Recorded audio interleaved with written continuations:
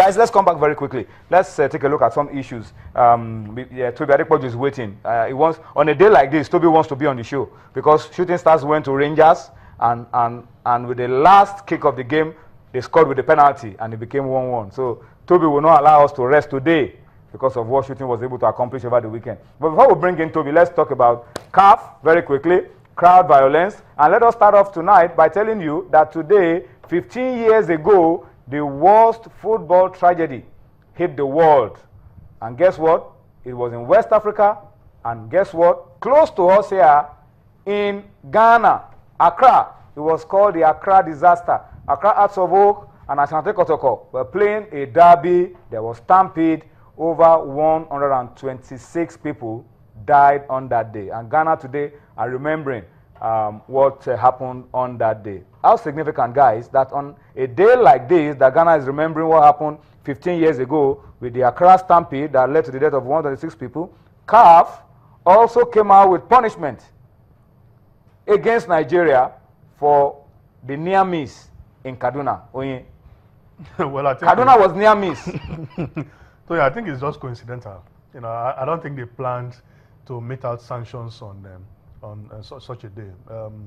Permit me to talk about what happened in Ghana, Tony. I think I saw. Talk about this one first. I saw the pictures. Well, Tony, I think we didn't manage this issue properly. You know, this must never happen again. Tony, I think a match between Nigeria and Egypt, Nigeria, Ghana, Cameroon, you should not make the gates free. Don't throw it open. Don't throw it open. I think when you even increase, my God, this game. When you even increase prize money, is a crowd control. Can you see how people were just jumping over the? It's a crowd control mechanism. When you introduce gate fees. When you increase gate fees to ensure that you know, the people with the right mentality, you know, gain entrance into the stadium. When you throw it open, I don't know how you're going to manage in a crowd of this magnitude. There is no way security, because where are you going to start from? Security will be overwhelmed. You know, a stadium of between 15 and 20,000 capacity became 40,000. Became 40,000. So how are you going to even control? There will be a disaster of monumental proportion. So I think we shouldn't repeat this again. If there was any day that I knew that God is a Nigerian, it was on the day of this game. You took the word out of my mouth. That not one person died in that stadium, and not one incident in this stadium, to me still is a miracle. It is.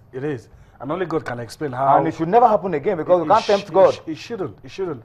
Only God can explain how everybody escaped unhurt. I mean, there was no, as some people were even saying, it could easily have become a target for evil-minded people. A lot of scenarios, a lot of things could have happened. I remember you telling me about how happy you were when people thought we had won and they started going home, and you know, it relieved the pressure a little, even though it wasn't enough.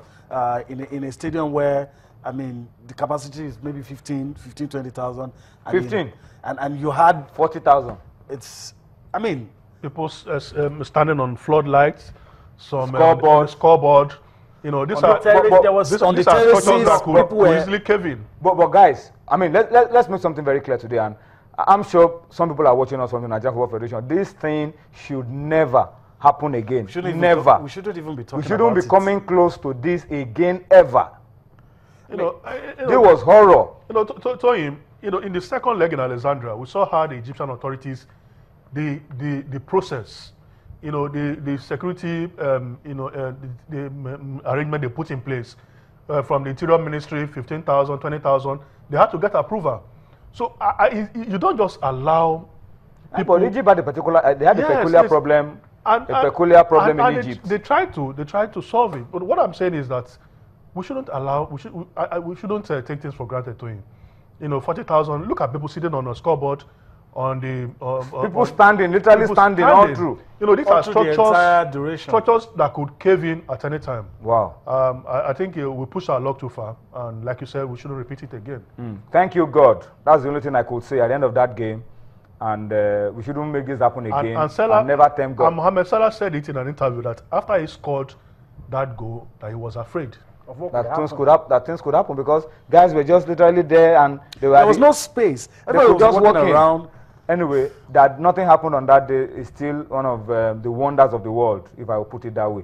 But then, The other game a week after in Egypt, a few days after, not even up to a week, about 3-4 days after, was a different one altogether. These guys were just flashing green light, laser light, and they have also been fined. And guys, 5,000 for what we did in Ghana. For me, I think it was a slap on the wrist. 5,000 for the Egyptians as well. Tony, I think CAF are just being mischievous, if you ask me, because this laser issue is a common feature in North Africa.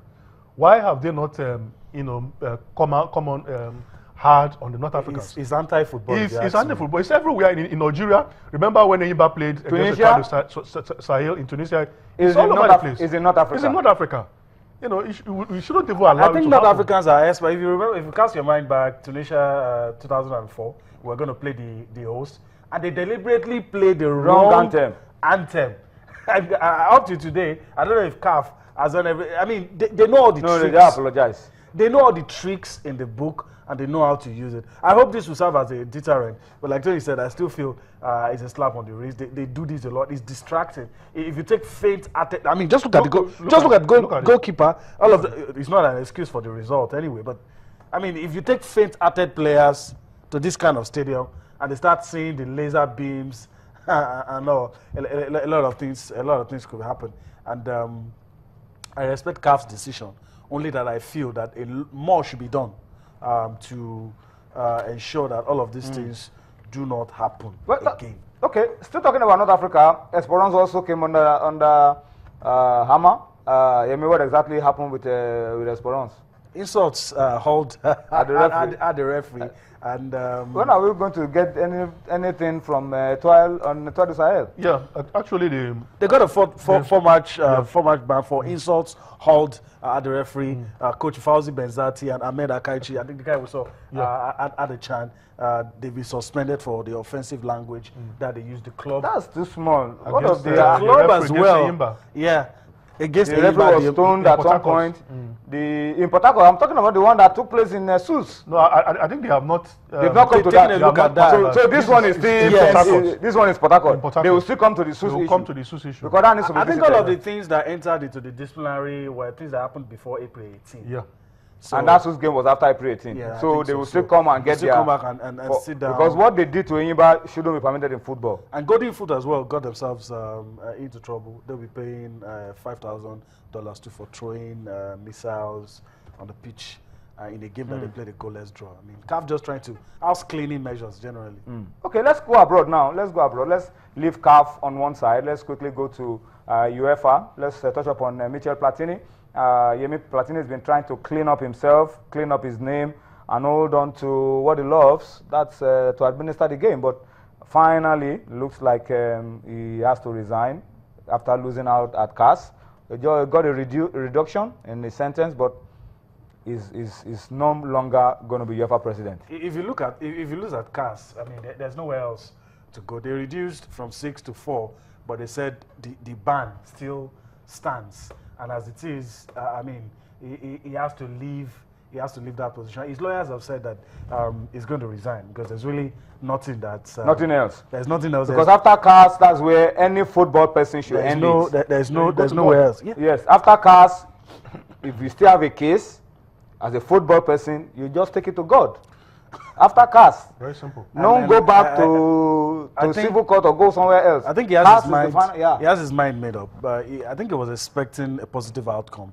It didn't happen that way. Now we are looking at people. A lot of names have been thrown. Remember Michael Van Praag. All of those other names are coming. The Secretary General of UEFA. A lot of names being thrown up. The one that is not president of FIFA. You know, so a lot of people names being thrown up that will replace Platini.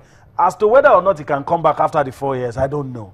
I don't think his mind. But one can't tell anyway. 4 years is a long time in football, in politics. I don't know. We could have thrown up a new set of administrators, a new set of power brokers, and for Michel Platini, more like the old generation.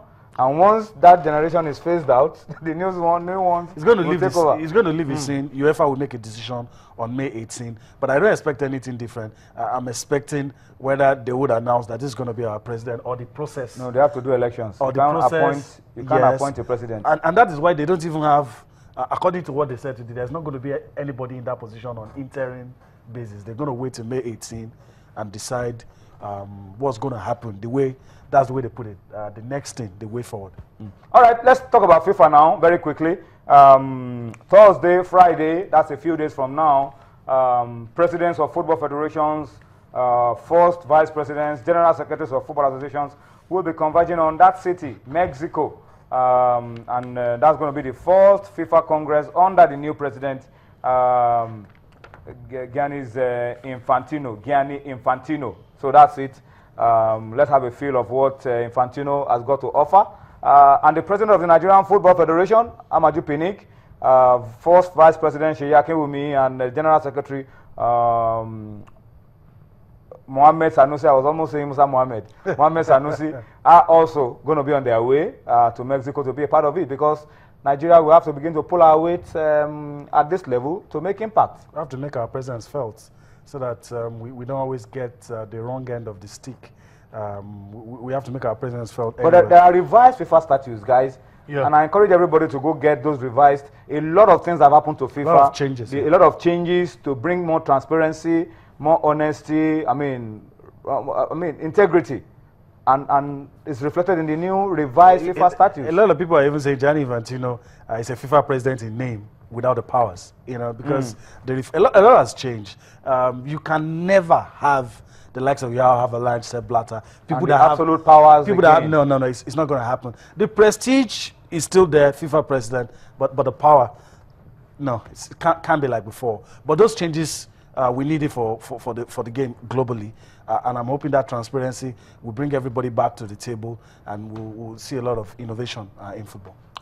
An opportunity for us, for world football to bond, to heal the wounds of the past few weeks, past few years, because there was a lot of fragmentation before leading to the elections and all of that. But this is a big opportunity for the football family, football community globally, to bond, heal those wounds, and set a new path for the beautiful game. Yeah, I agree with you. Like Emi said, I think when one man wields so much power, the federation will suffer.